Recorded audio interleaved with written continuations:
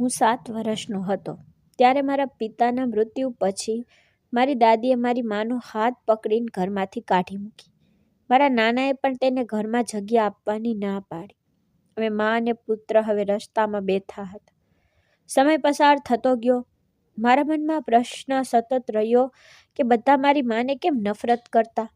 અને પછી જેમ મારી મા વૃદ્ધ થઈ અને તેનું મૃત્યુ નજીક આવ્યું, તેણીએ મારા માટે એક નાનું બોક્સ છોડી ગઈ અને મને તેના મૃત્યુ પછી તેને ખોલવાનું કહ્યું. મારી માના મૃત્યુ પછી જ્યારે મેં બોક્સ ખોલ્યું ત્યારે મને સમજાયું કે બધા તેને કેમ નફરત કરતા હતા. કારણ કે તે મારું નામ ઈશાન હતું. હું મારા રૂમમાં બેઠો હતો, મારી પુસ્તક જોઈ રહ્યો હતો. ત્યારે અચાનક મારા દાદીનો અવાજ મારા કાનમાં ગુંજ્યો. હું તને કોઈ પણ કિંમતે અહીં રહેવા નહીં દઉં. તે મને મારા ઘરને શું માન્યું છે. અહીંથી નીકળી જા. તારા ગેરકાયદેસર બાળકને લઈ જા અને અહીંથી નીકળી જા. હું તરત જ બેચેન થઈને રૂમમાંથી બહાર દોડી ગયો. મારી મા મારી દાદીના પગ પાસે બેઠી રડતી હતી. હું કંઈ સમજી શકું તે પહેલાં મારી દાદીએ અચાનક તેના ખંભા પર લાત મારી અને તેના વાળ પકડી લીધા અને કહ્યું, મેં તને કહ્યું હતું કે હું તને અહીં નહીં રાખું. હવે મેં તને મારા દીકરાના ચહેરા પર અહીં રહેવાની પરવાનગી આપી હતી, પણ તું આ ઘરમાં રહેવાને લાયક નથી. અહીંથી નીકળી જા. આ મારો આદેશ છે, નહીં તો તું અને હું તારા દીકરાને પોલીસને સોંપી દઈશું. તને હજુ મારી સાચી ઓળખ ખબર નથી. મારી માએ રડતા કહ્યું, એવું નથી. તમારો પુત્ર ગેરકાયદેસર નથી. તે તમારા દીકરાનો બાળક છે. આવું ન કરો. તમારા સિવાય મારું કોઈ નથી. હું મારું આખું જીવન અહીં નોકરાણી તરીકે વિતાવીશ, પણ આવું ના કરો. ભગવાન માટે હું તમને વિનંતી કરું છું. મારી દાદીએ ફરીથી બૂમ પાડી, મને આ વાહિયાત વાતો ના કે, નહીંતર મારાથી ખરાબ કોઈ નહીં થાય. ઉઠ અને અહીંથી નીકળી જા. હું તને અને તારા બાળકને અહીં રહેવા નહીં દઉં. આ વાત તારા મનમાં મજબૂત રીતે બાંધી લે. તું કેમ સાંભળતી નથી? શું તું બહેરી થઈ ગઈ છે? મારા 7 વર્ષના મનથી હું મારી મા પરના દુર્વ્યવહારને જોઈ રહ્યો હતો. મને ખૂબ જ પીડા થઈ રહી હતી.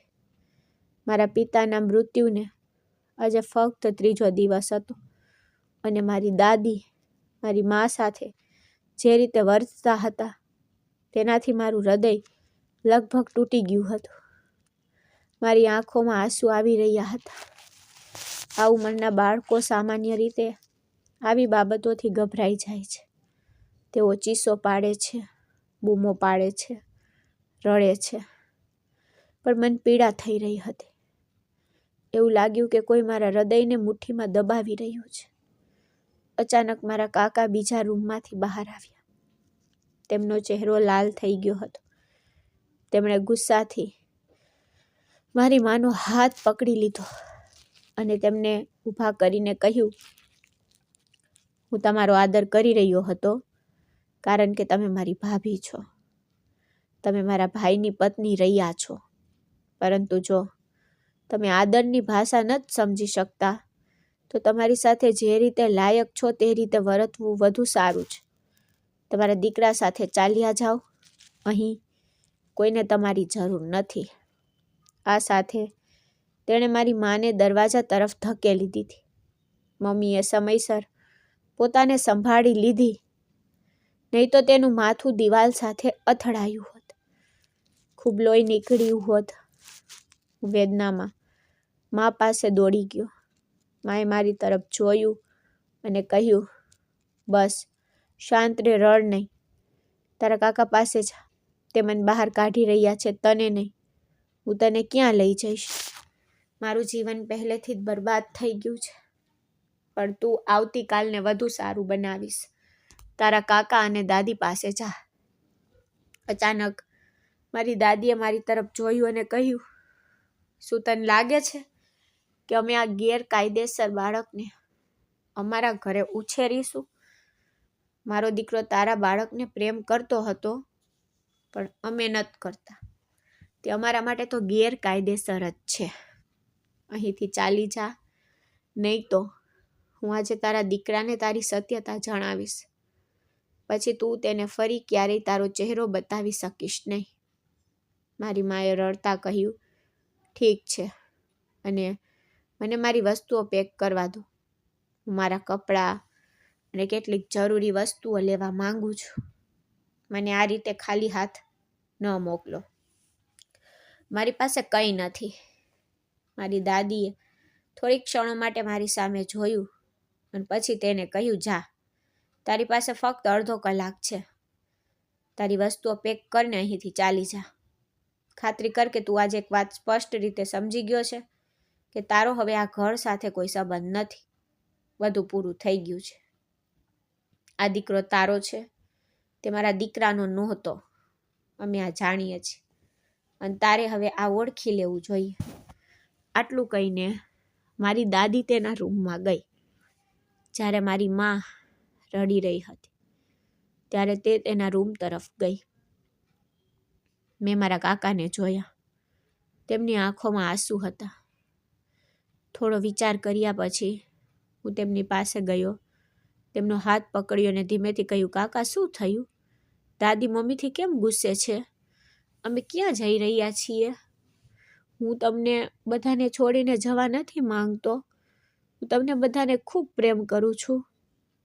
હું કંઈ બોલી શકું તે પહેલાં મારા કાકાએ મારા માથા પર હાથ મૂક્યો અને મારો ચહેરો તેમની નજરમાં રાખીને કહ્યું, મને ખબર છે, પણ તમારે અહીંથી જવું પડશે. ફક્ત એટલું સમજી લેવું કે તારા પિતા, જે હવે આ દુનિયામાં નથી, તે ખૂબ જ સારા માણસ હતા અને અમે સારા લોકો નથી. તારી માં સૌથી ખરાબ છે, હા, પણ તેને તડછોડશે નહીં. તને જન્મ આપવા માટે તેણે ઘણી મુશ્કેલીઓ સહન કરી. તું જન્મ્યો નહોતો, તેની હાલત ખૂબ જ બગડી ગઈ, પણ તે અંત સુધી લડી. તેને તારા માટે બધું જ છોડી દીધું અને તારા બધા માટે તારી માને તરછોડી ન દેવી જોઈએ. શું તું સમજે છે કે હું શું કહી રહ્યો છું? આ સાંભળીને મારી આંખોમાં આંસુ આવી ગયા. તેને તો પોતાને તેના રૂમમાં બંધ કરી દીધા હતા, પણ મારા હૃદયમાં એક વિચિત્ર લાગણી અનુભવી. એક 7 વર્ષનો બાળક જે હજુ સુધી દુનિયાને સમજી શક્યો નહોતો, પણ જેમ મેં પરિસ્થિતિને સમજી તેમ મને અંદરથી ગૂંગળામણ થતી હતી. મને ચીસો પાડવાનું અને રડવાનું મન થયું અને બધાને કહેવાનું મન થયું, હું તમને બધાને છોડીને જવા માંગતો નથી. મને અહીંથી બહાર ન કાઢો. પણ હું કોઈને કંઈ કહી શક્યો નહીં. હું ચૂપ થઈ ગયો. સમય પસાર થયો અને અડધા કલાક પછી મમ્મી 2 બેગ લઈને બહાર આવી. એકમાં મારો સામાન હતો, બીજો તેનો. મારી નજીક આવીને તેણીએ અચાનક મને ગળે લગાવી દીધો. મારી આંખોમાં જોઈને તેણીએ કહ્યું, તારી જાતને હિંમત આપ. જો કંઈ અમને બહાર કાઢી રહ્યું છે તો આપણે બહાદુર બનવું પડશે. આપણે આ રીતે હાર ન માનવી જોઈએ. ચાલો હવે નાનાના ઘરે જઈએ. આપણે ત્યાં થોડી વ્યવસ્થા કરીશું. તારી મા પાસે ઘણી પ્રતિભા છે દીકરા. તે તને શિક્ષિત કરશે, તારું ભરણ પોષણ પણ કરશે. આ સાથે તે મને ઘરે લઈ ગઈ. હું મારી દાદીને વિદાય આપવા માંગતો હતો. મારા બીમાર દાદાને ગળે લગાડવા માંગતો હતો, પણ મારી હિંમત ન થઈ. મારું હૃદય એટલું બધું ભરાઈ ગયું હતું કે મેં તે ઘર તરફ પાછું વળીને જોયું પણ નહીં. કાકાના શબ્દો મારા કાનમાં ગૂંજતા રહ્યા, ક્યારેય તારી માને કોઈના માટે ન છોડ. અને હું મારી માને છોડી શકતો નહોતો. પપ્પાએ તેમના છેલ્લા દિવસોમાં મને આ જ વાત કહી કે તારા જીવનના કોઈ પણ પાસા, ગમે તે સંજોગો, અને તને લાગે દુનિયા સાચી છે, તારી માં ખોટી છે, તો પણ તારે આખી દુનિયાને ખોટું કહેવું અને ફક્ત તારી માને સહારો આપવો. કોઈ પણ કિંમતે તારી માને છોડશે નહીં. જે કોઈ તેની આંખોમાં આંસુ લાવે તેનો બદલો લે. હું મારી પત્નીને તારા હાથમાં છોડી રહ્યો છું. તેને દુઃખી ન થવા દે. માંદગી દરમિયાન પણ તે મારા પ્રત્યે ખૂબ જ જનૂની હતા. તેના પાગલપણાને કારણે મારી દાદી ચૂપ રહી, પરંતુ મારી દાદીએ મારી મા સાથે તેમના મૃત્યુ પછી 3જા દિવસે જે રીતે વર્તન કર્યું તે હું ક્યારેય ભૂલીશ નહીં. મમ્મીએ તરત જ એક રિક્ષા રોકી અને અમે બંને ચડી ગયા. અમે મારા નાનાના ઘર તરફ પ્રયાણ કર્યું. મારું હૃદય ધબકતું હતું, પરંતુ મેં દરેક કિંમતે મારી જાતને કાબૂમાં રાખી. લાંબી મુસાફરી પછી અમે આખરે તેમના ઘરે પહોંચ્યા. મમ્મી મને સીધા તેમના ઘરે લઈ ગઈ, રિક્ષા ભાડું અને તે બધું ચૂકવીને. મારા પિતાના જીવનમાં અમે ભાગ્યે જ આ જગ્યાએ જતા હતા. ફક્ત પપ્પા તેમની સાથે વધુમાં વધુ 1 કે 2 કલાક માટે. અમને ત્યાં વધુ સમય રોકાવાનું યોગ્ય લાગ્યું નહીં. ફક્ત મારી નાની મને અહીં પ્રેમ કરતા. મારી મા, મામા અને નાના કોઈ મારું મોઢું પર જોવા માંગતા નહોતા. હું ઘણીવાર મારી મા અને પિતાને પૂછતી હતી કે તેઓ મારી સાથે આવું કેમ વર્તે છે. જોકે મેં સાંભળ્યું છે કે નાના નાની તો બાળકોને ખૂબ પ્રેમ કરે છે, પણ મારા નાના નાની કેમ આવા છે? પરંતુ મારા માતા પિતા આવા ચક હતા. તેઓ ફક્ત એમ કહીને મને ચૂપ કરી દેતા કે તેમના ઘરે પહેલેથી જ ઘણા બાળકો છે, તેથી તેમને કોઈ પરવા નથી અને આ બાબતો પર ધ્યાન કેન્દ્રિત કરવાનું બંધ કરવું શ્રેષ્ઠ છે. જ્યારે મારી માએ દરવાજો ખટખટાવ્યો ત્યારે મારી નાની મામીએ દરવાજો ખોલ્યો. મારી મા તરત જ આગળ વધી અને તેને ગળે લગાવવાનો પ્રયાસ કર્યો, પરંતુ તે તરત જ પાછળ હટી ગઈ અને મારી મા તરફ જોઈને કઠોર સ્વરમાં કહ્યું, તમે અહીં કેમ આવ્યા છો? હદ છે. તમારા પતિનું મૃત્યુ પછી તમે અહીં આવ્યા છો? મને ખબર નથી કે તમે કેવા પ્રકારની સ્ત્રી છો. આટલું કહીને તે અંદર ગઈ. હું મારી માનો ચહેરો ધીરજના ઘૂંટથી લાલ થતો જોતો હતો. થોડી વાર પછી મારા મામા બહાર આવ્યા અને મારી મા તરફ જોઈને પૂછ્યું, તું અહીં શું લેવા આવી છે? તે પણ તારા સામાન સાથે? શું તું તારા સાચા મગજમાં છો? શું તને લાગે છે કે અમે તને ઘરમાં રહેવા દઈશું?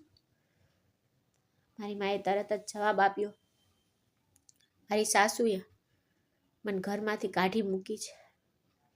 હું અહીં રહીશ નહીં, પણ મને થોડા દિવસોનો સમય તો જોઈએ છે. હું મારું પોતાનું સ્થાન શોધીશ. હું તારી બહેન છું, કૃપા કરીને વિચાર. મારા મામા કંઈ બોલી શકે તે પહેલાં મારી નાની આવી અને મારી માને મળ્યા. તેમને જોઈને મારા ચહેરા પર સ્મિત આવી ગયું. હું દોડીને તેમની બાજુમાં જવાનો હતો ત્યારે અચાનક મારા નાના રૂમમાંથી બહાર આવ્યા અને મારી માને જોરથી પાછળ ધકેલી દીધી. મારી માએ શાંતિ મેળવી, નહીતર તે જમીન પર પડી ગઈ હોત. મારા નાનાએ મારી મા તરફ જોયું અને કહ્યું, તું આદરની ભાષા સમજી શકતી નથી? મારી વહુએ શું કહ્યું? અહીંથી ચાલી જા. તું અહીં આવા ચહેરા સાથે કેમ આવી છે? મારી માએ તરત જ તેની સામે હાથ જોડીને કહ્યું, આવું ના કરો પપ્પા. હું તમારી દીકરી છું, પણ હું ફરી ક્યારેય આવું નહીં કરું. પણ પ્લીઝ મારી સાથે આવું ન કરો. મારી પાસે એક નાનું બાળક છે. ભગવાન માટે કૃપા કરીને મારું દુઃખ સમજો. મારી પાસે અત્યારે રહેવા માટે કોઈ જગ્યા નથી. મને ફક્ત 1 અઠવાડિયા માટે અહીં રહેવા દો. હું અહીં રહીશ અને મારા માટે જગ્યા શોધીશ. અને હું વચન આપું છું કે હું ફરી ક્યારેય તમારી પાસે કંઈ માંગવા નહીં આવું. પપ્પા પ્લીઝ મારું દુઃખ સમજો. હું તમને વિનંતી કરું છું. પછી મારા નાનાએ કહ્યું કે તને આ ઘરમાં ફક્ત તારા પતિને કારણે જ પ્રવેશ આપવામાં આવતો હતો અને તે મૃત્યુ પામ્યો છે. તેથી દરેક દરવાજા તારા માટે બંધ છે. તું મારી બાળક છે, તારું દુઃખ મારું દુઃખ છે, પરંતુ તે મને જે દુઃખ આપ્યું તે હું મરી જઈશ તો પણ ભૂલી શકીશ નહીં. તેથી ત્યાંથી જવું વધુ સારું છે. હું તારા બાળક સામે કંઈ કહેવા નથી માંગતો. જો હું મારું મોં ખોલીશ તો તું તેનો સામનો પણ કરી શકીશ નહીં. મારી માએ ફરીથી રડતા કહ્યું, પપ્પા, આવું કેમ કરી રહ્યા છો? હું તમને વિનંતી કરું છું, આવું ના કરો. મારી સાસુએ મને કાઢી મૂકી. તમે તો મારા પોતાના છો. હું તમને હાથ જોડીને વિનંતી કરું છું, પ્લીઝ પપ્પા. મારા નાના અચાનક મારી મા પાસે આવ્યા. તેમના કાંડા પકડીને કહ્યું, મારા જીવનમાં તારું કોઈ સ્થાન નથી. ભલે તું રસ્તા પર રડતી હોય, પણ મને કોઈ ફરક નથી પડતો. હું તે સમય ભૂલી શકતો નથી જ્યારે હું ત્યાં ઊભો હતો. મેં તને વિનંતી કરી, પણ તે તારા કાર્યો બંધ ન કર્યા. આ તારી સજા છે. ઘરે ઘરે ભટકવું, છુપાવાની જગ્યા વિના, અને આ ગેરકાયદેસર બાળક તારી સાથે નાશ પામે. આ સાથે મારા નાનાએ મારી માને શેરીમાં ધકેલી દીધી. તેમણે સામાન ઉપાડ્યો અને શેરીમાં ફેંકી દીધો. તેમણે મને પણ બહાર ફેંકવાનો પ્રયાસ કર્યો, પરંતુ શાંતિથી બહાર ગયો અને તેમણે અમારા મોઢા પર દરવાજો બંધ કરી નાખ્યો. હું મારી માની બાજુમાં બેઠો ખરાબ રીતે રડતો હતો. તેમનો હાથ ખરાબ રીતે ઘાયલ થયો હતો. ત્યાંથી પસાર થતા લોકો અમને જોતા હતા. મારી મા જમીન પર બેસીને થોડી વાર રડી, પછી ઊભી થઈ પોતાના બેગ ભેગા કર્યા અને મારા ચહેરા પર હાથ ફેરવતા કહ્યું, ના મારા બાળક, આપણે આમ રડતા નથી. આ દુનિયા આટલી ક્રૂર જ છે. તો આમ રડીને પોતાને કેમ બરબાદ કરી રહ્યો છે? કોઈ માટે આંસુ ન પાડ. હું તારા માટે અહીં છું ને. હું તારી ઢાલ બનીશ. ભલે હું મારી જાતને બરબાદ કરી દઉં, પણ હું તને ખુશી આપીશ. મારા પિતાએ જે કહ્યું તે ક્યારેય સાચું નહીં પડે. હું તને બરબાદ નહીં થવા દઉં. હું હજુ જીવિત છું. આ કહેતી વખતે તેણે મને શેરીમાં ગળે લગાવ્યો. તેનું દુઃખ જોઈને મારી આંખોમાં પણ આંસુ આવી ગયા. પણ મેં મારી જાતને એક સાથે રાખી. અમે મા અને પુત્ર હવે મુખ્ય રસ્તા પર પહોંચી ગયા હતા. અમારો સામાન લઈને મારી માએ પસાર થતી ગાડીઓ તરફ જોઈને પીડાથી કહ્યું, મને કંઈ સમજાતું નથી. હવે આપણે ક્યાં જાશું? તારા દાદીનું ઘર અને તારા નાનાનું ઘર બંને અમારા માટે બંધ થઈ ગયા છે. મારે શું કરવું? તે થોડી વાર માટે શાંતિથી પસાર થતી ગાડીઓ તરફ જોતી રહી. પછી તેણી આગળ બોલી, મારી તરફ જોઈને, ચાલો આપણે મંદિર જઈએ. આપણે ત્યાં થોડો સમય રહીશું. તારા પિતા ઉપરથી જોઈ રહ્યા હશે કે તેમના ગયા પછી આ દુનિયા આપણને કેટલી ત્રાસ આપી રહી છે. તે આપણને કેટલી પીડા આપી રહી છે. મારું નાનું મન ફક્ત એક જ વાતમાં વ્યસ્ત હતું કે મારી માએ એવું શું કર્યું હતું કે મારા નાના અને દાદી આ રીતે વર્તી રહ્યા હતા. જો મારી મા ખોટી હતી તો મારા પિતાએ તેને કેમ સહારો આપ્યો? તે તો તેને આટલો બધો પ્રેમ કરતા હતા. જ્યારથી હું ભાનમાં આવ્યો ત્યારથી મેં મારા પિતાને મારી માને પ્રેમ કરતા જોયા છે. ક્યારેક તે તેના દાઝેલા શરીર પર મલમ લગાવતા, તો ક્યારેક તેના વારમાં કાંસકો કરતા, ક્યારેક તે તેના પગ માલિશ કરતા, ક્યારેક તેના વતી વાસણો ધોતા. મારી દાદી ઘણીવાર તેના પર ગુસ્સે થતી કહેતી, તું તારી પત્નીનો ગુલામ છે. તારી પત્નીના પલ્લુ સાથે બંધાયેલો છે. મારા પિતા હંમેશા તેની માની વાત સ્મિત સાથે સહન કરતા. તે મને ખૂબ પ્રેમ કરતા હતા. પણ આ બધી મારી માની આટલી વિરુદ્ધ કેમ હતા? શું મારી મા ખોટી હતી કે દુનિયા? હું તો કંઈ સમજી શક્યો નહીં. મારી માએ ફરીથી મારા નાનાના ઘરના દરવાજા તરફ જોયું અને પછી મને મંદિરમાં લઈ ગઈ. જેમ જેમ અમે અંદર પ્રવેશ્યા, મારી નજર બધે હતી.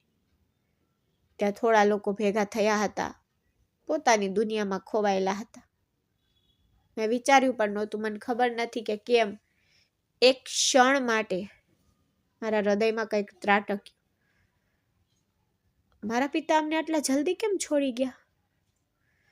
ફક્ત તેના વિશે વિચારીને મારી આંખોમાં આંસુ આવી ગયા. હું આખો દિવસ મારા પિતાને યાદ કરીને ખૂબ રડ્યો હતો. અચાનક મારી માં ઘૂંટણીએ પડી ગઈ, રડવા લાગી. મારા રૂવાણા ઊભા થઈ ગયા. મારી માના રડવાનો અવાજ આખા મંદિરમાં ગુંજ્યો. હું તેને દિલાસો આપવા માંગતો હતો, હું તેને શાંત કરવા માંગતો હતો, પણ હું હિંમત એકઠી કરી શક્યો નહીં. હું ફક્ત તેની સામે જોતો રહ્યો. થોડી વાર પછી મારી માએ તેનો આંસુઓથી ખરડાયેલો ચહેરો ઊંચો કર્યો અને વેદનામાં બોલી, જાણે મારા પિતા સાથે વાત કરી રહી હોય. હરીશ, હું બરબાદ થઈ ગઈ છું. જુઓ, મારી પાસે કંઈ બચ્યું નથી. મારી પાસે રહેવા માટે કંઈ નથી.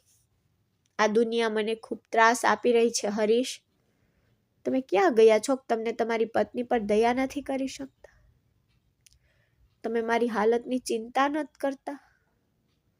તમે મને આ રીતે એકલી કેવી રીતે છોડી શકો? મરતા પહેલા તમારે મારા વિશે એકવાર વિચારવું જોઈતું હતું. આ દુનિયા મારા માટે નથી. મને તમારો સાથ જોઈએ છે. હું કેવી રીતે સૂઈશ? તમે મારું ઓશિકું હતા. તમે મારો સહારો હતા. તમે મારું બધું હતા. મારી પાસે કંઈ બચ્યું નથી. હું બરબાદ થઈ ગઈ છું. ભગવાન માટે પ્લીઝ પાછા આવો, નહીં તો હું મરી જઈશ. આપણો દીકરો બરબાદ થઈ જશે. મારા પિતાએ કહ્યું છે કે મારો દીકરો ગેરકાયદેસર છે અને મારી જેમ બરબાદ થઈ જશે, પણ હું એવું થવા દઈ શકતી નથી. તે આપણું છે ને હરીશ, કંઈક તો કરો. તમે તમારી માના સપનામાં આવીને તેને કહો કે અમને રહેવા માટે જગ્યા આપે. હરીશ, ભગવાન માટે. હું તેમને ધ્યાનથી જોઈ રહ્યો હતો.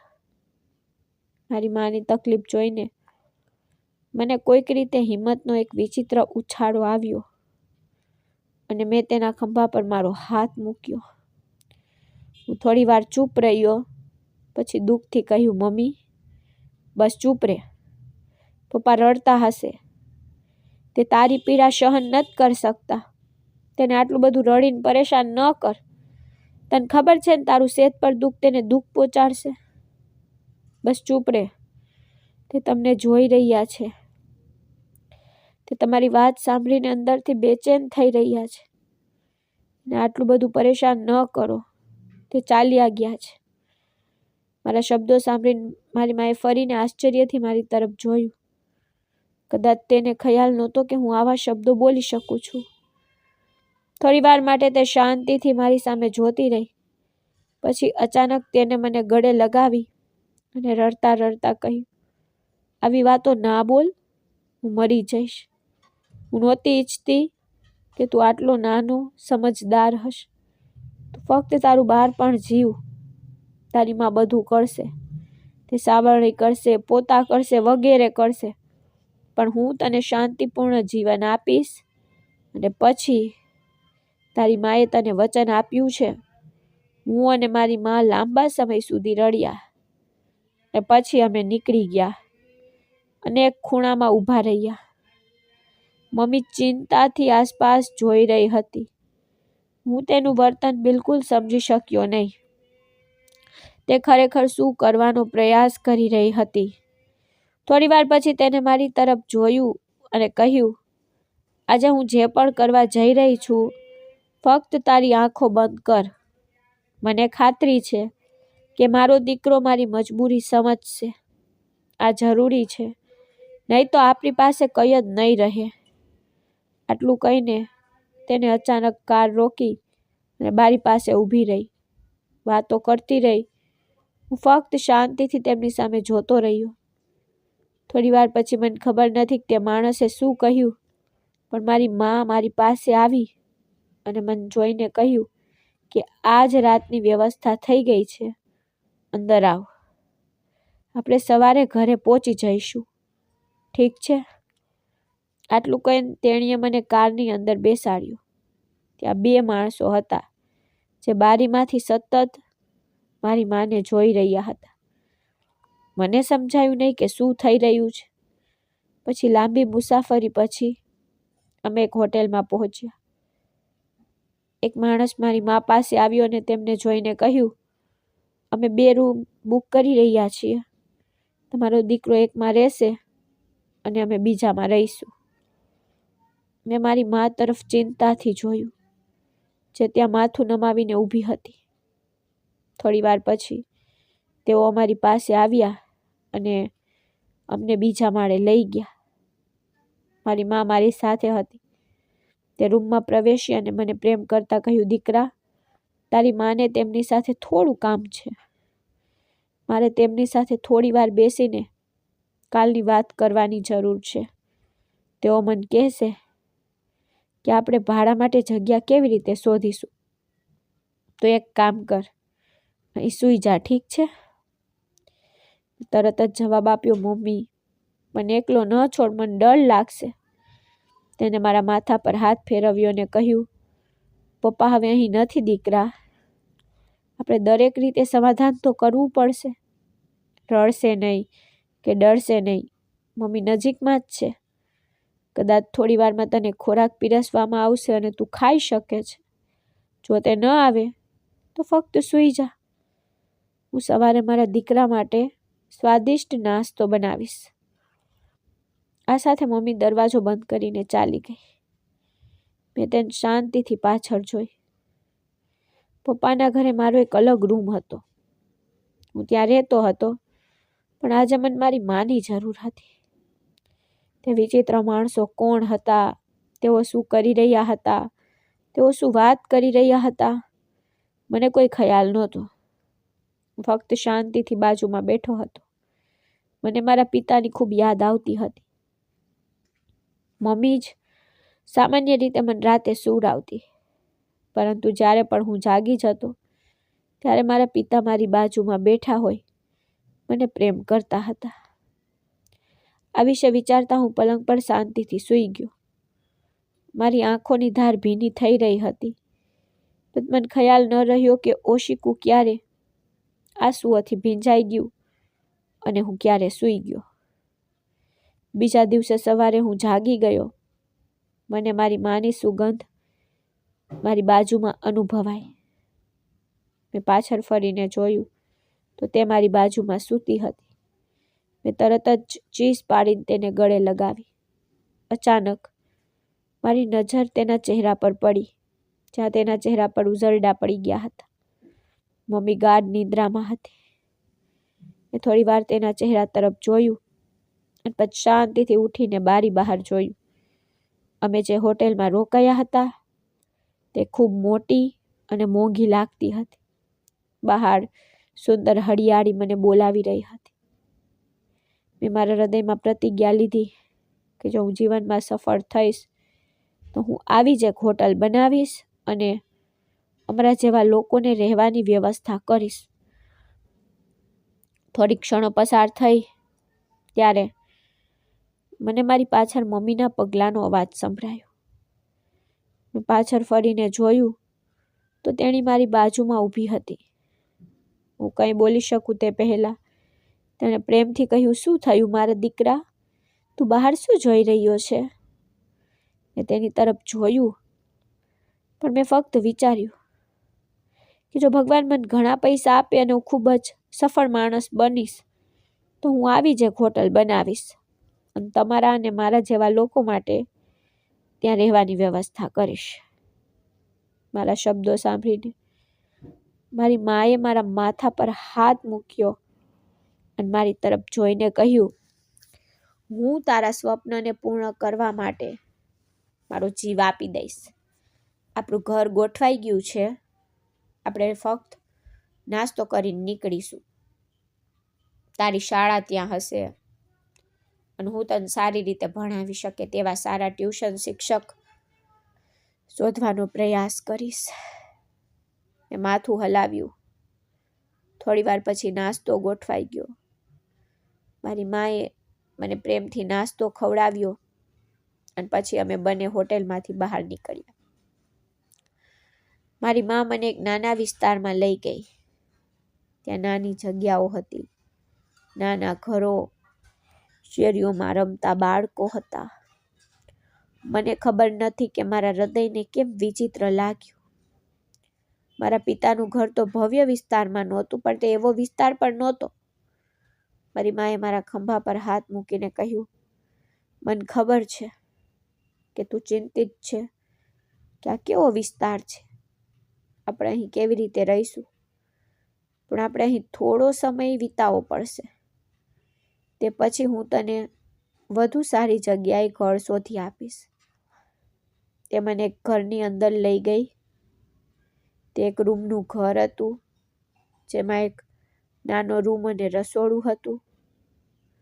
હું એકદમ ચૂપ થઈ ગયો. મને ખાટલા પર બેસાડીને તેને કહ્યું, આપણે અહીં રહેવું પડશે. મુશ્કેલીઓ આવશે, પણ આપણે સંભાળવું પડશે. મેં તરત જ પૂછ્યું, તમને આ ઘર કેવી રીતે મળ્યું? શું તમે ગઈકાલ રાત્રે તેને જોવા આવ્યા હતા? માથું હલાવતા તેણે જવાબ આપ્યો, આપણે હમણાં જ ફોન પર વાત કરી છે. એક કાકાએ જ મને આ ઘર અપાવ્યું છે. હવે અમારે ફક્ત કામ કરવું પડશે અને દર મહિને ભાડું ચૂકવવું પડશે. કોઈ પણ વાતની ચિંતા ન કર, ફક્ત તારા અભ્યાસ પર ધ્યાન કેન્દ્રિત કર. મને ખબર પડી ગઈ છે કે અહીં એક નાની શાળા છે, પણ જો મારું બાળક ભણશે તો તે સફળતા પ્રાપ્ત કરશે. પણ મેં કંઈ કહ્યું નહીં. મારું હૃદય ખૂબ જ દુઃખી હતું. મને આ ઘર, આ વિસ્તાર બિલકુલ ગમ્યો નહીં. સમયની ગતિ ક્યારેય અટકી નથી. મમ્મી આખો દિવસ ઘર ગોઠવવામાં વિતાવ્યા હતા. સાંજ સુધીમાં મમ્મી રસોડામાં ઊભી રહીને રસોઈ બનાવવા લાગી હતી. મને થોડું આશ્ચર્ય થયું કે દાદીમાએ અમને ફક્ત વસ્તુઓ લેવા દીધી, પણ મમ્મી પાસે તો પૈસા ક્યાંથી આવ્યા? મને લાગ્યું કે હું તેને આ પ્રશ્ન પૂછું, પણ હું એટલો નાનો હતો કે હું ધ્યાન આપી શકતો નહોતો. થોડી વાર પછી તે રસોઈ કર્યા પછી રૂમમાં આવી. રૂમમાં કંઈ ખાસ નહોતું, ફક્ત એક કબાટ, એક સાદડી, ઉપર એક પંખો. રૂમમાં બીજું કંઈ નહોતું. તેણીએ મને પોતાના હાથે ખવડાવ્યું અને અમે મા અને પુત્ર ગાદલા પર સૂઈ ગયા. બીજા દિવસે સવારે સૂર્ય તેજસ્વી ચમક્યો. મમ્મી મને સીધી નજીકની શાળામાં લઈ ગઈ. મારી સાથે વાત કર્યા પછી તેણીએ મને બેસાડ્યો, નોકરી શોધવા ગઈ. હું આખો દિવસ ઘરે એકલી હતી. તેણીએ મને થોડું ખાવાનું આપ્યું અને કહ્યું, જ્યારે પણ તને ભૂખ લાગે ત્યારે ખાઈ લેજે. હું દરવાજો બંધ કરીને જાઉં છું. મને થોડી ચિંતા હતી કે અજાણ્યા વિસ્તારમાં અને અજાણ્યા ઘરમાં તેના વિના હું કેવી રીતે રહીશ, પરંતુ પરિસ્થિતિ સાથે સમાધાન કરીને મેં ચૂપ રહેવાનું શ્રેષ્ઠ નક્કી કર્યું. તે સાંજે જ્યારે મમ્મી ઘરે પરત ફર્યા ત્યારે તેનો ચહેરો નિસ્તેજ અને સંપૂર્ણપણે મૌન હતો. મેં તેને 2 વાર પૂછ્યું કે શું તેને નોકરી મળી, પરંતુ તેણીએ મને કોઈ ચોક્કસ જવાબ આપ્યો નહીં. પછી લગભગ 2 કલાક પછી તે ભાનમાં આવી, મારી બાજુમાં બેઠી, મારી તરફ જોયું અને કહ્યું, મને નોકરી મળી ગઈ છે, પણ મારે સવારે વહેલા જવું પડશે. હમણાં અમે મા અને પુત્ર તારો યુનિફોર્મ, પુસ્તકો, જૂતા વગેરે લાવીશું. પછી તું સવારે સ્કૂલ શરૂ કર અને હું કાલે મારી નોકરી શરૂ કરીશ, ઠીક છે? મેં તરત જ કહ્યું, મમ્મી તમને નોકરી મળી ગઈ? પણ મેં સાંભળ્યું છે કે નોકરીઓ સરળતાથી નથી મળતી.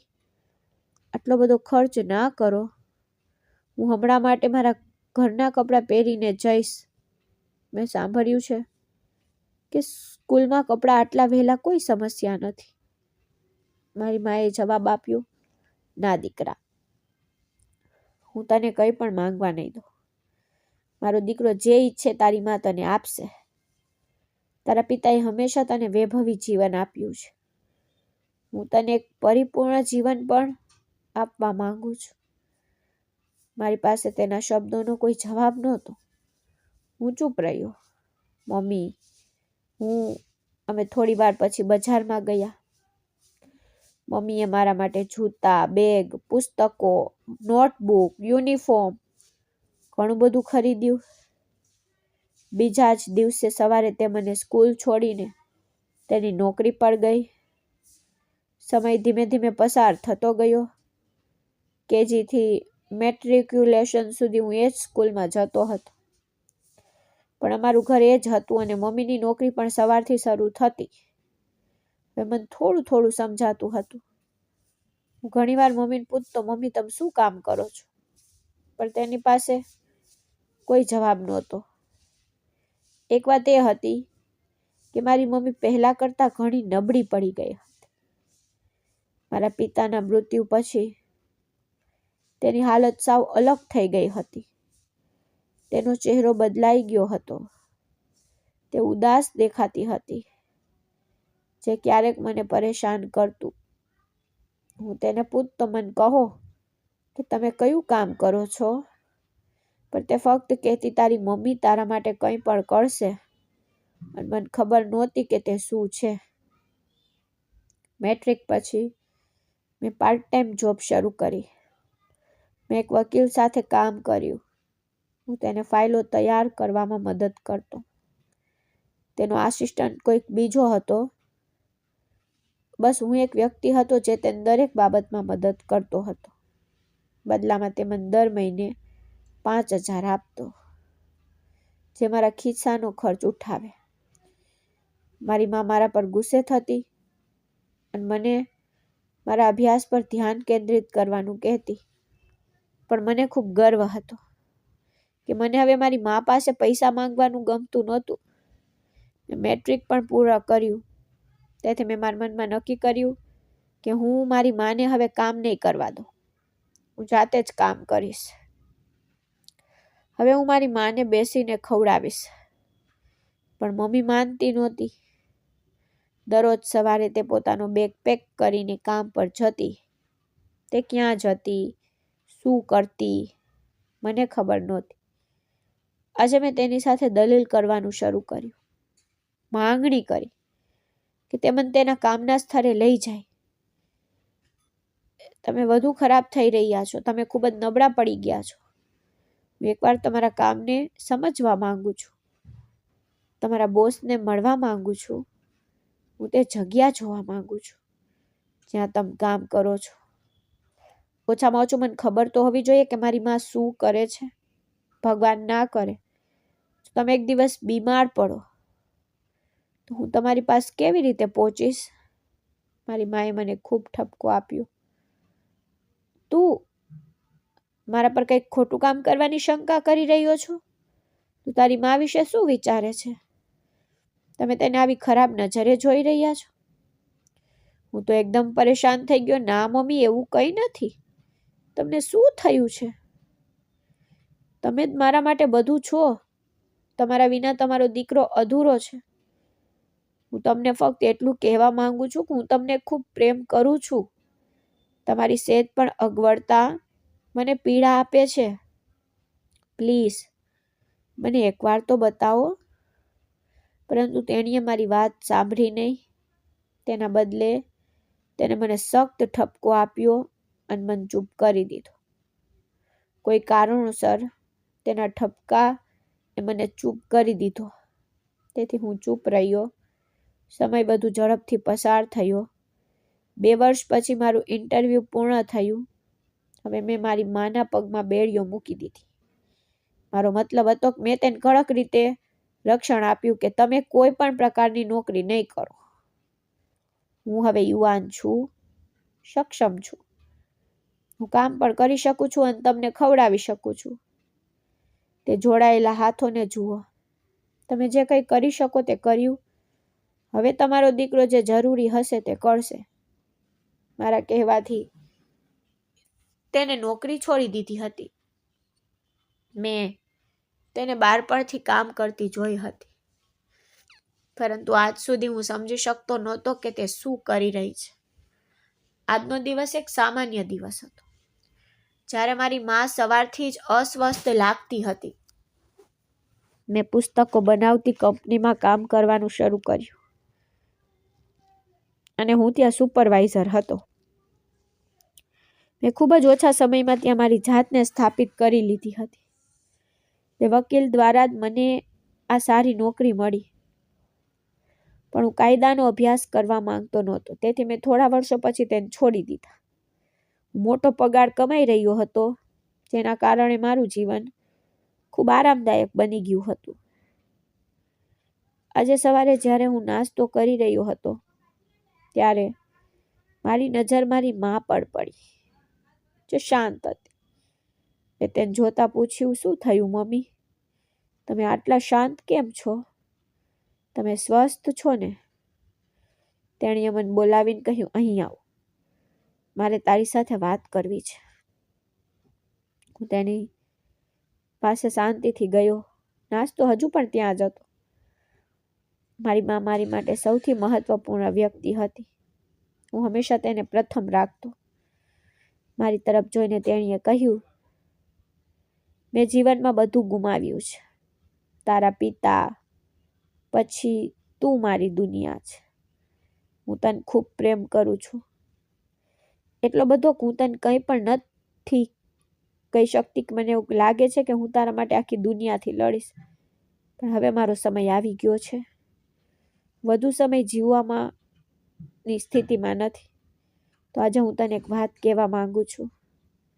તું હંમેશા મને પૂછે છે ને કે હું શું કરું છું, કેવું જીવન જીવું છું.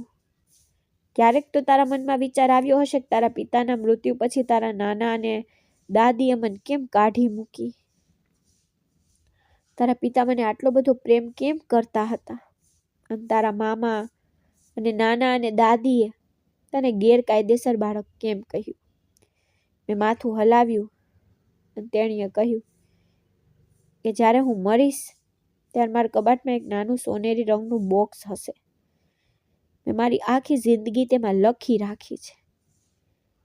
જ્યારે તું તેને ખોલશે ત્યારે તને ખબર પડશે તારી માં કોણ હતી, તે શું કરતી હતી, તે પાસે શું કામ હતું, તારે આટલો જુલમ કેમ સહન કરવો પડ્યો, મને કેમ કાઢી મૂકવામાં આવી, કોઈને મારી પરવા કેમ ન હતી. તે બોલતી હતી, તેની આંખોમાં આંસુ વહેતા હતા. ત્યારે હું શાંતિથી સાંભળતો રહ્યો. મારી પાસે કદાચ આ અઠવાડિયું છે કે આ મહિનો છે, પછી હું ચાલી જઈશ. મારા મૃત્યુ પછી તું તારું ખૂબ ધ્યાન રાખજે. મારી બેંક પૈસાથી ભરેલી છે. મેં એટલા પૈસા બચાવ્યા છે કે મારો દીકરો તેનો ઉપયોગ ઘર ખરીદવામાં અને પોતાનો વ્યવસાય શરૂ કરવામાં કરી શકે છે. તેથી જ્યારે તું આ બોક્સ ખોલે ત્યારે તને અંદર એક ચેક મળશે.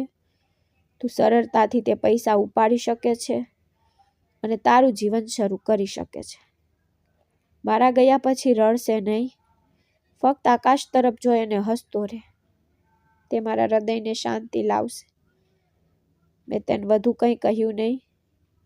મેં તરત જ મારી માને ગળે લગાવી આંસુઓ સાથે કહ્યું, ના મમ્મી, ભગવાન ન કરે કે તમને કંઈ થાય. તમારો પડછાયો હંમેશા મારા પર રહે. ભગવાન માટે આવી વાતો ના કરો. મારું હૃદય ફાટી જશે. કારણ કે તમારા સિવાય મારું બીજું કોણ છે? મારી માએ કોઈ જવાબ આપ્યો નહોતો. મેં તેની ખૂબ કાળજી રાખવાનું શરૂ કર્યું. પણ તે બિલકુલ સાચી હતી. એક અઠવાડિયા પછી તે આ દુનિયા છોડીને ચાલી ગઈ. મને ખાલી હાથે છોડી ગઈ. એવું લાગ્યું કે મારી તો દુનિયા પૂરી થઈ ગઈ છે. મારી પાસે કંઈ બચ્યું નથી. ખૂબ રડ્યો. મેં તેને ગળે લગાવી આંસુ વહાવ્યા. પણ તે જાગી નહીં. મને યાદ આવ્યું કે જ્યારે હું 7 વર્ષનો હતો અને મારી મા મને તેના હાથમાં પકડીને ઘર છોડીને ગઈ હતી. એકલી, લાચાર, રડતી. મારા મિત્રો, મારા કામના સાથીઓ, પાડોશીઓ બધા તેના અંતિમ સંસ્કારમાં મારી સાથે જોડાયા હતા. મેં મારા નાનીના પરિવારને કે મારા દાદીના પરિવારને કહ્યું નહોતું કે મારી માનું અવસાન થયું છે. જે લોકોએ તે જીવતી હતી ત્યારે પૂછ્યું પણ નહોતું તો તેને કહેવાનો શું અર્થ હતો? સમય ધીમે ધીમે પસાર થઈ રહ્યો હતો. આ ઘર તો મને ખાઈ જવાનો પ્રયાસ કરી રહ્યું હતું. હવે હું સંપૂર્ણપણે એકલો હતો.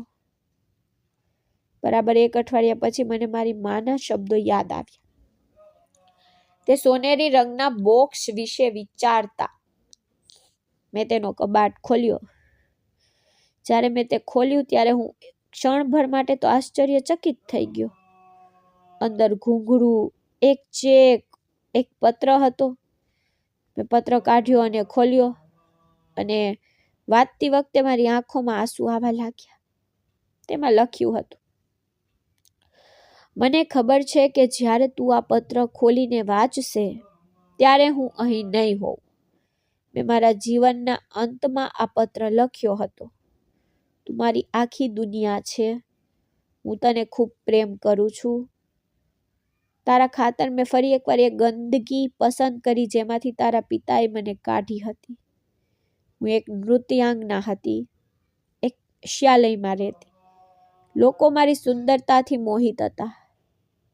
જો તું ક્યારેય કુખ્યાત શેરીમાં જઈને તારી માનું નામ લે તો તેઓ તને તારી મા વિશે વાર્તાઓ કહેશે. પણ હું તને શપથ આપું છું કે તું ક્યારેય ત્યાં નહીં જાય. મેં મારું આખું જીવન આ રીતે વિતાવ્યું. મેં કમાયેલા બધા પૈસા તારા માટે રાખ્યા છે. હા, હું જાણું છું કે પૈસા તારા માટે મહત્વપૂર્ણ નથી, પણ યાદ રાખ, મેં તારા માટે ઘણા સપના જોયા હતા. મને ખાતરી છે કે મારો દીકરો આ પૈસાનો ઉપયોગ ધંધો શરૂ કરવા અને તેને પ્રામાણિકપણે ચલાવવા માટે કરશે. મેં ક્યારેય કોઈ પુરુષને આકર્ષિત કર્યો નથી. તારા નાના નાની અને તારા દાદીના પરિવાર તને ગેરકાયદેસર કહે છે, કારણ કે મારા લગ્ન પહેલા તારા પિતા સાથે મારો સંબંધ હતો અને તું જન્મ્યો હતો. અમે પરિણીત હતા. મારા પિતાએ મને આ ધંધો છોડી દેવા માટે સમજાવવાનો પ્રયાસ કર્યો, પરંતુ પૈસાની લાલચ એક વ્યક્તિને ક્યાંય છોડતી નથી અને તેને મને પણ ક્યાંય છોડી નહીં. તારા પિતા મને પસંદ કરતા હતા, પછી તે પ્રેમમાં પડી ગયા. આખી દુનિયાએ મને છોડી દીધી, પણ તારા પિતાએ ના પાડી. જ્યારે હું ગર્ભવતી હતી, તારો જન્મ થવાનો હતો, ત્યારે મારી તબિયત ખૂબ જ બગડી ગઈ.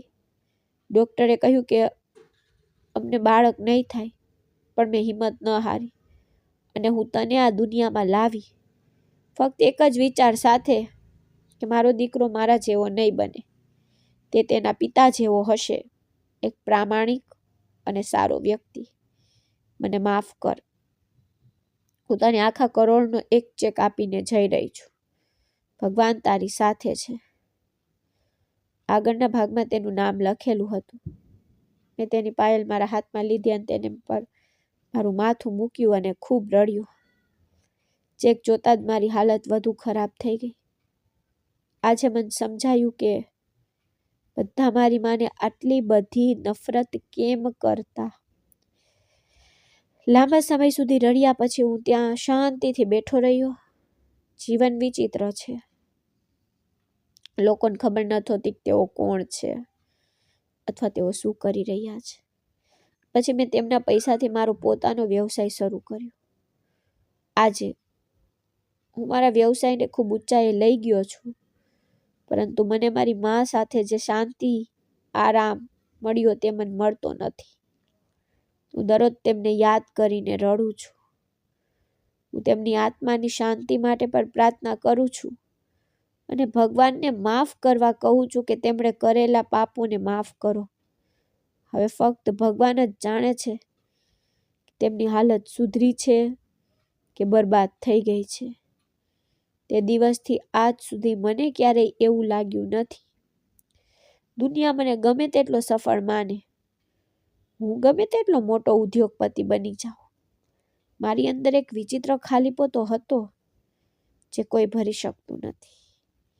મારી માના મૃત્યુથી મારી અંદરનું બધું જ વેર વિખેર થઈ ગયું હોય તેવું લાગતું હતું. ઘણીવાર રાત્રે તે સોનેરી ડબ્બા પાસે બેસતો, મારા હાથમાં ઘૂંઘરું પકડીને. મને એવું લાગતું કે મારી માં હજી પણ નજીકમાં ઊભી છે અને કહે છે, મારા દીકરા રડશે નહીં, હું તારી સાથે છું. પણ સત્ય એ હતું કે તે ત્યાં નહોતી અને આ દુનિયામાં તેના કરતાં વધુ મહત્વનું મારું કોઈ નથી. મારી માના મૃત્યુ પછી મેં મારી જાતને એક જ વસ્તુમાં સમર્પિત કરી દીધી, કામ. કામ સવારથી રાત સુધી. લોકો કહેતા કે હું ખૂબ ઝડપથી આગળ વધી રહ્યો છું, પરંતુ તેમને ખબર નહોતી કે આગળ વધવામાં મને કોઈ આનંદ નથી. ફક્ત યાદો, પીડા અને ઘરની દરેક દિવાલ પર ચોટેલી મૌનથી બચવા માંગતો હતો. એક દિવસ ઓફિસથી પાછા ફરતા હું એક વૃદ્ધ કાકાને મળ્યો. તે રસ્તાની બાજુમાં બેઠા હતા, ઠંડી હવામાં પોતાને ડળાવી રહ્યા હતા. તેમના ખરાબ કપડાં તે કરટલીઓવાળા હતા. તેમનું શરીર નબળું હતું અને તેમનો ચહેરો એવો લાગતો હતો કે તેમને ઘણી રાતોથી ઊંઘ અને ખોરાકથી વંચિત રાખવામાં આવ્યા હોય.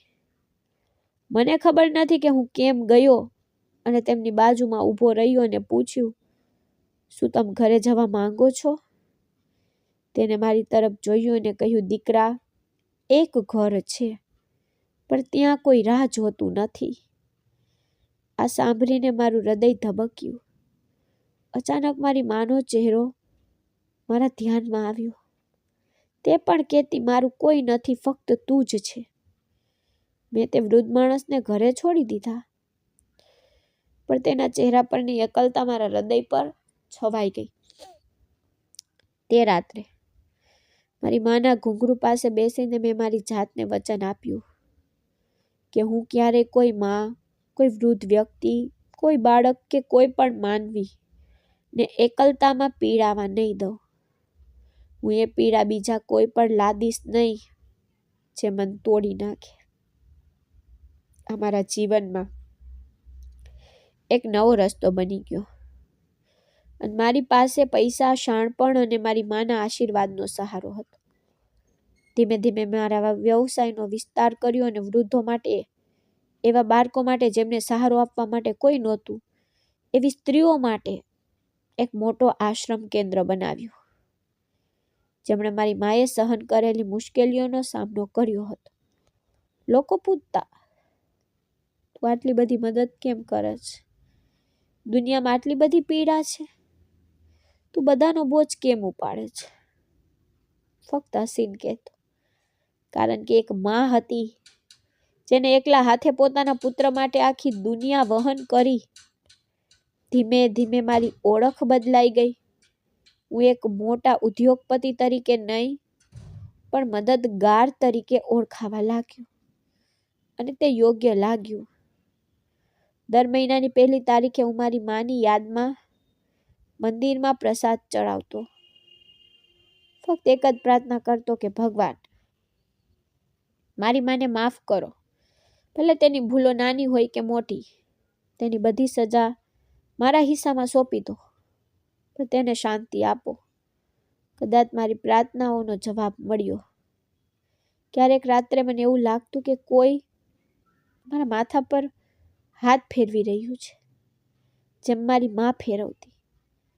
સમય જતાં મારા હૃદયને થોડી શાંતિ મળવા લાગી, પરંતુ મારી માની યાદ ક્યારેય ઝાંખી પડી નહીં.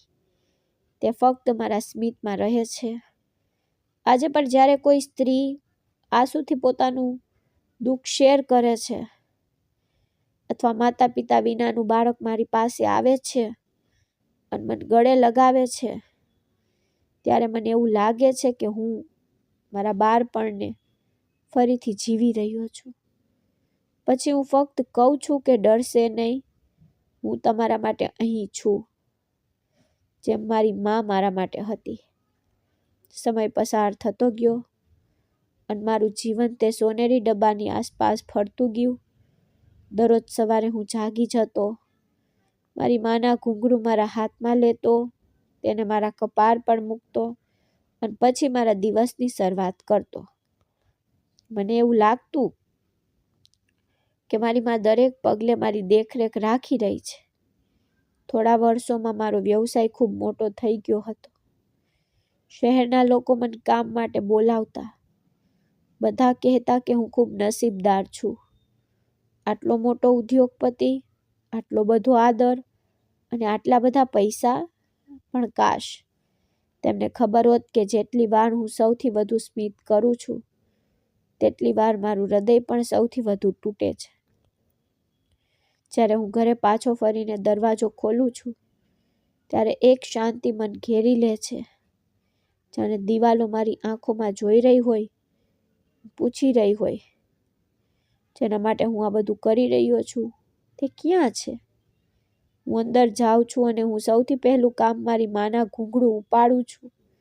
હું તેમને મારી હથેળીમાં પકડી રાખું છું અને એવું લાગે છે કે તે હજુ પણ અહીં છે. તે સમય દરમિયાન મારા જીવનમાં એક નવો વળાંક આવ્યો અને મને મારી જાતમાં પાછો લાવ્યો. એક દિવસ એક વૃદ્ધ મહિલા આશ્રમ કેન્દ્રમાં આવી. તેનું નામ સિતારા હતું. તે લગભગ 60 વર્ષની હશે, પરંતુ તેની આંખોમાં દુખાવો એટલો તીવ્ર હતો કે તે કોઈ પણના કરોડરજ્જુમાં ધ્રુજારી લાવી દેતી. જ્યારે હું તેને મળ્યો ત્યારે તેને માથું નમાવ્યું અને કહ્યું, દીકરા, શું હું અહીં રહી શકું? હું કોઈ કામની નથી, કોઈ મારું નથી. હું પણ સમયના ત્રાસમાંથી પસાર થઈને અહીં સુધી પહોંચી છું. તેનો અવાજ સાંભળીને મને ખબર નથી કે કેમ મારું હૃદય ફૂલી ગયું. મેં તેની તરફ ધ્યાનથી જોઈ. ઉંમર સાથે તેનો ચહેરો ઊંડે સુધી કરટલીઓમાં પડી ગયો હતો, પણ તે કરટલીઓમાં ક્યાંક મને મારી માનો ચહેરો દેખાવા લાગ્યો. તેને એક પણ શબ્દ પૂછ્યા વિના મેં તેને કહ્યું, આ ઘર તમારું છે. જ્યાં સુધી તમે ઈચ્છો ત્યાં સુધી અહીં રહો. જ્યારે તેણીએ મારી તરફ જોયું ત્યારે એવું લાગ્યું કે જાણે કોઈએ પહેલી વાર તેની આંખોમાં વિશ્વાસ ભરી દીધો હોય. તે દિવસથી તે દરરોજ મને આશીર્વાદ આપતી અને કોઈ કારણોસર જ્યારે પણ તે મારા માથા પર હાથ મૂકતી ત્યારે મારું હૃદય આનંદથી ફૂલી જતું. એક દિવસ મને રાત્રિ ભોજન આપતી વખતે તેણીએ પૂછ્યું, દીકરા, તે લગ્ન કેમ નથી કર્યા? તું એકલો કેવી રીતે જીવન જીવે છે? તારી સફળતા છતાં ઘરે કોઈ નથી. તારી માનું સ્થાન કોઈ લઈ શકે નહીં, પણ સાથી હોવું પણ મહત્વપૂર્ણ છે. મેં થોડું હસીને ધીમેથી કહ્યું, મારી માં તો ચાલ્યા ગયા. તે બાદ મને કોઈની જરૂર નહોતી. પછી મને ડર લાગ્યો. લોકો ફક્ત પૈસા જ જુએ છે, હૃદય નહીં. સિતારાજીએ માથું હલાવ્યું અને કહ્યું, ના દીકરા, દરેક વ્યક્તિ આવી નથી. દુનિયા સારા લોકો પર આધારિત છે. અંતર કાપવામાં ફક્ત સમય લાગે છે. તું પણ પોતાને કોઈને મળવા દે, કદાચ તને કોઈ મળે. તે દિવસે તેના શબ્દો મારા હૃદયને સ્પર્શી ગયા. હું આખી રાત સૂઈ શક્યો નહીં. વિચારતો રહ્યો, શું મારી માં ઈચ્છશે કે હું મારું જીવન આ રીતે એકલા વિતાવું? શું તે ઈચ્છશે કે હું ફક્ત તેના ઘૂંઘરૂ સાથે વાત કરું? કદાચ નહીં. તે હંમેશા ઈચ્છતી કે હું સારું જીવન જીવું, ખુશ રહું. કોઈ એવી વ્યક્તિ હોય જે મારી એકલતાને સમજે. સમય વીતતો ગયો અને મારા કામ વચ્ચે પણ હું હજુ પણ ઈચ્છતો હતો કે કોઈ એવું હોય જે મારી માના ખાલીપણાને ભળી શકે. નહીં, પર કૃપા કરીને મારી પડખે ઊભું રહે. એક દિવસ આશ્રમમાં કેન્દ્રમાં એક નવી શિક્ષિકા આવી. તેનું નામ આરાધ્યા હતું. તે ખૂબ જ સૌમ્ય છોકરી હતી, જે બાળકોને ભણાવતી અને તેવા લોકો પર સૌથી વધુ ધ્યાન આપતી હતી જેમનું કોઈ નહોતું. તે તેમને એવી રીતે મળતી જાણે તે તેમનામાં પોતાનો ભૂતકાળ શોધી રહી હોય. ધીમે ધીમે તેનું હાસ્ય, તેના શબ્દો, આશ્રમનું વાતાવરણ બદલવા લાગ્યા. બાળકો તેને માની જેમ પ્રેમ કરવા લાગ્યા અને તેની આંખોમાં હંમેશા એક વિચિત્ર શાંતિ રહેતી.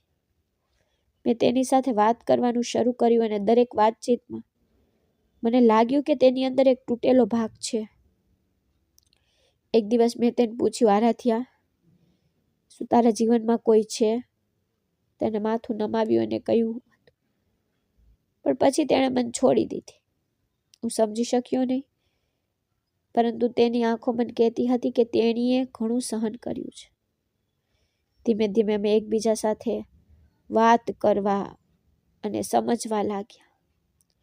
કદાચ અમારી વાર્તાઓ પીડાથી જ ભરેલી હતી, એટલા માટે અમે એકબીજાને આટલી ઝડપથી સમજી શક્યા.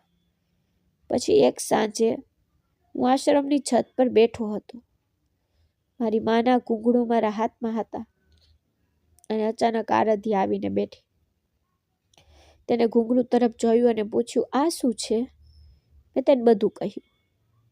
જ્યારે હું મારી માના જીવનના દરેક પાના, તેના દુઃખ, તેના પ્રેમ, તેના નુકસાનનું વર્ણન કરતો હતો, ત્યારે તેણે શાંતિથી સાંભળ્યું. તેની આંખોમાં આંસુ આવી ગયા. તેને ધીમેથી કહ્યું, તમારી માં ખૂબ જ બહાદુર હતી અને તમે તેની સૌથી મોટી સફળતા છો. તે એક વાક્યએ મારી અંદરની બધી ગાંઠો ખોલી નાખી હોય તેવું લાગતું હતું. મારી માના મૃત્યુ પછી પહેલી વાર કોઈની સામે રડ્યો. તે કંઈ બોલ્યા વિના શાંતિથી મારી બાજુમાં બેઠી અને ફક્ત મારો હાથ પકડી રાખ્યો. તે દિવસ પહેલી વાર મને લાગ્યું કે ભગવાન મારા જીવનમાં કોઈને મોકલી રહ્યા છે. એક એવી વ્યક્તિ જે ફક્ત મારા દુઃખને સાંભળશે જ નહીં, પણ તેને અનુભવશે પણ. થોડા મહિનાઓ પછી અમે ખૂબ જ નજીક આવી ગયા. તે મારી મા વિશે એવી રીતે વાત કરતી જાણે તેને વર્ષોથી ઓળખતી હોય. હું હંમેશા આશ્ચર્યચકિત રહેતો.